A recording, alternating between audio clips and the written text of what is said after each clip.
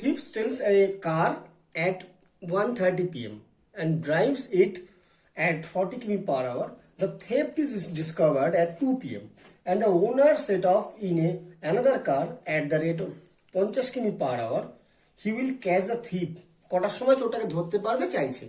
1:30টার সময় চুরি হয়েছে, 2টোর সময় উনি চোরকে ধাওয়া করা শুরু করেছে।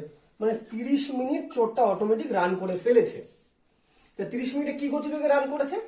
45 কিমি পার আওয়ার, মানে 60 মিনিটে যায় 45 কিলোমিটার, 1 মিনিটে যায় 30 মিনিটে যায়, কাটলে 2, মানে 45/2 কিমি চোরটা আগে বেরিয়ে গেছে।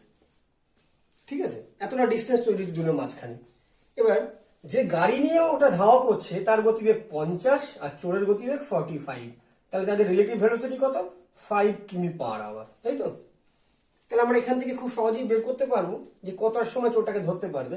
তাহলে ও 5 কিলোমিটার যায় 60 মিনিটে, 1 কিলোমিটার যায় 60/5 মিনিটে, 45/2 কিলোমিটার যায়, 5 দিয়ে কাটলে তাহলে কত হয়? 6:30 PM চোরটাকে ধরে ফেলবে।